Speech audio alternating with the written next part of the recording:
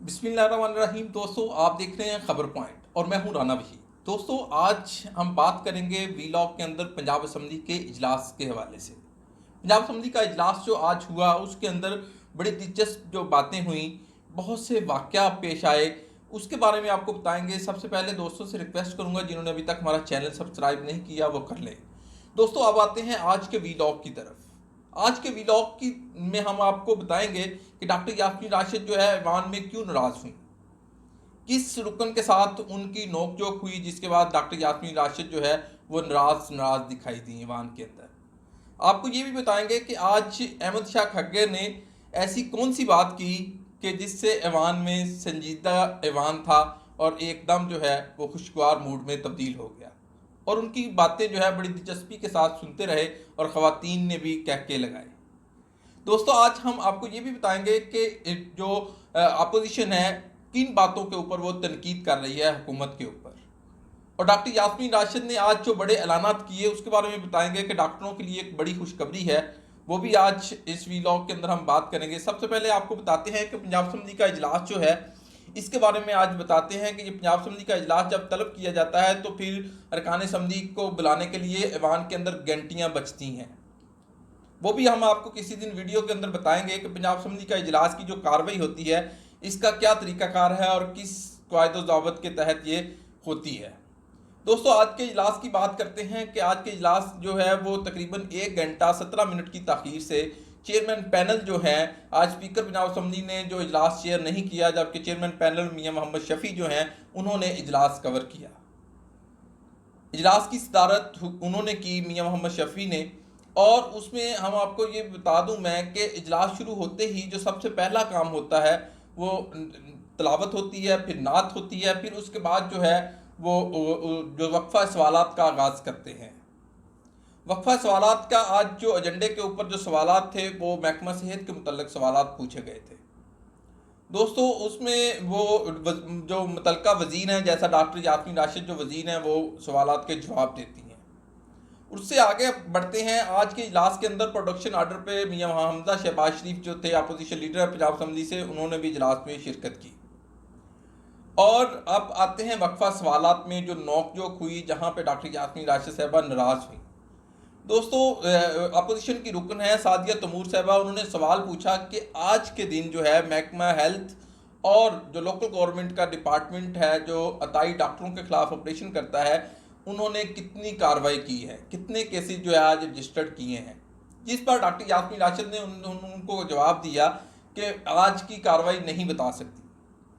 उन्होंने फिर आगे से जो मुकालमा हुआ उसमें कहा डॉक्टर सादिया तैमूर ने कि अगर आप नहीं बता सकती ईवान में तो आज जवाब नहीं मिलना, तो हम ईवान में आज क्या लेने आए हैं। तो इस पर डॉक्टर यास्मीन राशिद ने कहा कि मैं अपनी 1 साल की कारकर्दगी आपको कल पहुंचा दूंगी, और आज जो है आज की कार्रवाई के हवाले से मेरे पास कोई जवाब नहीं है। जिस पर डॉक्टर यास्मीन राशिद जो है वो नाराज हो गई, और ईवान के अंदर पता चल जाता है, जो बॉडी लैंग्वेज है वो बताती है कि डॉक्टर साहबा जो है उनको ये सवाल नागवार गुजरा।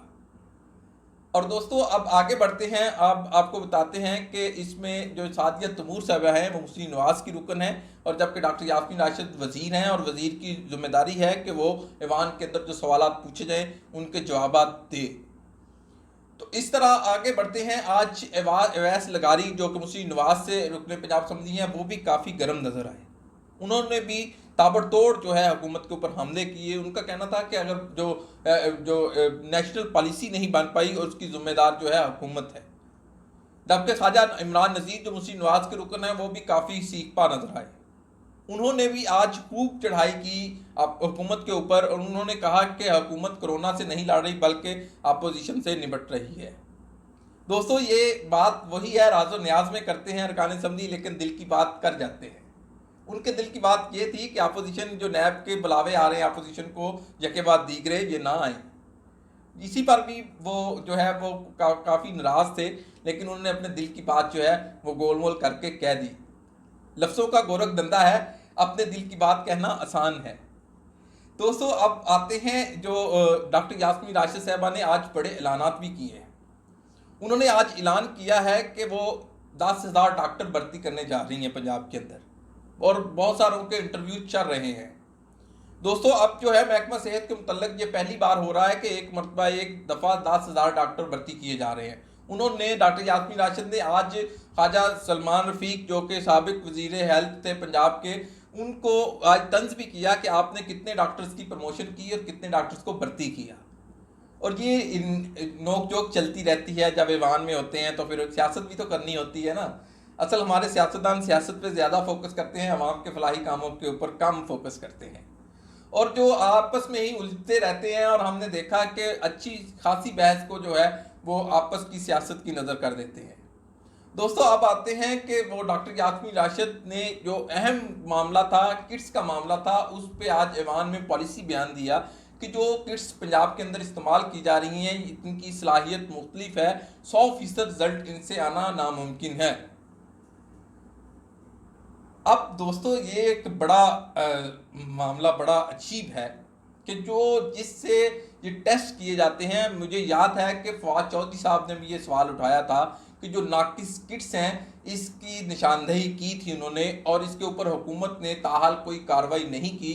जो कोरोना का मामला है ये बड़ा सीरियस है। कल भी हमने देखा कि लाहौर के अंदर भी एक केस सामने आया जिसमें जो सरकारी टेस्ट और था, प्राइवेट लेबॉर्ट्री का टेस्ट और था। और इसी तरह जो पंजाब असम्बली के अंदर डिप्टी स्पीकर हैं दोस्त मोहम्मद खान मुजारी, उनके टेस्ट की भी यही सूरत हाल है। उनका जो जब वो दुबई से वापस आए थे तो उनका जो टेस्ट हुआ था वो जो है वो नेगेटिव आया था और वो घर चले गए थे। करतीना उन्होंने घर में स्टार्ट कर ली थी, उसके बाद उन्होंने प्राइवेट लेबॉर्ट्री से टेस्ट करवाया तो उनका टेस्ट पॉजिटिव आ गया था। दोस्तों ये किट्स का मामला है। किट्स कहाँ से पता चल सकता है कि ये 1 नंबर है, 2 नंबर है, 3 नंबर है, 4 नंबर है, 5 नंबर है। लेकिन आज डॉक्टर यास्मीन राशिद ने इसका मम्मा भी हल कर दिया। उन्होंने बताया कि ये जो किट्स हैं ये इतनी जो इनकी सलाहियत मुख्तलिफ है, इनसे 100% जो रिजल्ट की 100% रिजल्ट की उम्मीद रखनी ये अच्छी बात नहीं है।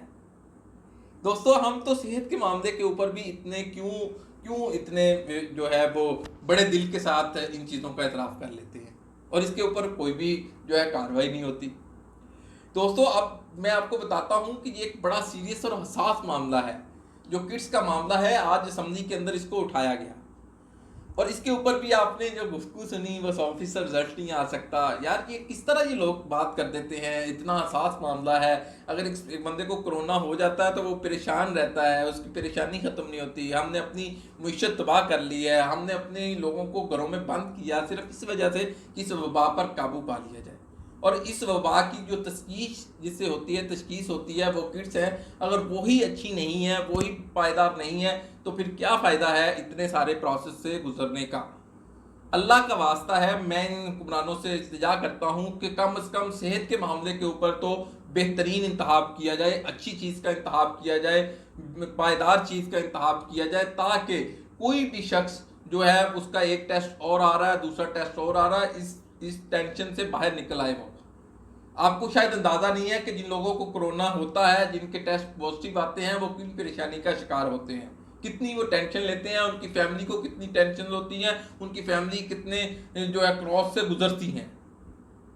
दोस्तों ये एक आम चीज़ है, इसके ऊपर हमें सबको मिलकर आवाज़ उठानी चाहिए और ये बड़ा अहम मसला है।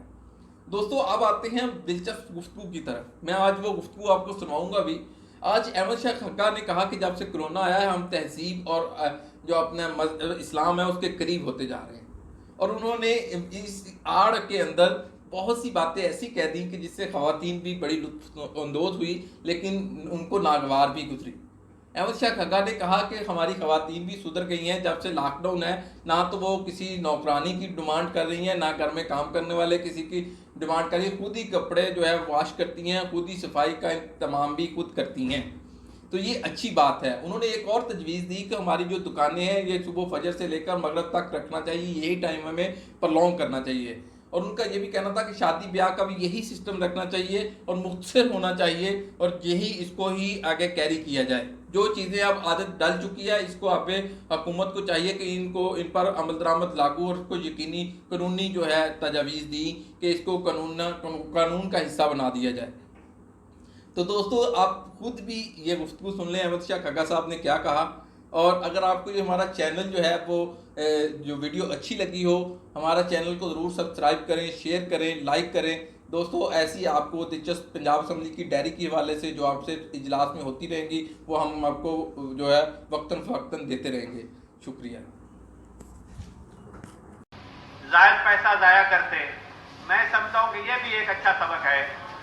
अगर इस पर अमल दरामद हमारी हुकूमत करवा दे, इसी तरह ये दुकानें सुबह खुले फजर के बाद और मगरब से पहले बंद हो जाए। इसने चीज़ें लेनी है ज़रूरत की, वो एक रूटीन बन गई। मेरे भाई कुछ हंस भी रहे हैं, लेकिन ये मैं तो वो बात कह रहा हूँ जो मेरे दिल में है और ये पाकिस्तान के हक में है। जी आप सच्ची बातें कर रहे हैं, कंटिन्यू। मैं समझता हूँ कि ये हमारे पाकिस्तान के हक में है। इसी तरह हमारा पेट्रोल बच गया, हमारी बिजली बच गई। ये जो हम जैसे लोग ये याशियां करते हैं रात को जाग के, उससे भी छुटकारा मिल गया है। और दूसरी बात मैं ये कहना चाहता हूँ कि इससे हमारी खवातीन ने भी सबक लिया है। वो ये लिया है कि वो पहले हमें कहती थी कि हमें काम करने वाली रख दें, अब वो कहती है काम करने वाली नहीं चाहिए, हमने खुद ही खाना पकाना है, खुद ही कपड़े धोने हैं। मैं समझता हूँ कि ये कोरोना ने हमें हमारे इस्लाम के करीब किया है। आगे भी इसी तरह अमल दरामद किया जाए और इसने हमें अपने घरों में रहना भी सिखा दिया है। अब शाम से पहले हर आदमी चाहता है कि मैं सौदा सर्फ ले लूं और अपने घर चला जाऊं।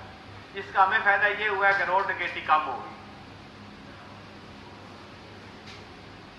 रोड डकैती कम हो गई। दूसरा, शाम से पहले हम अपने घरों में पहुंच गए, अपने बच्चों में पहुंचे, बजाय इसके order in the house please.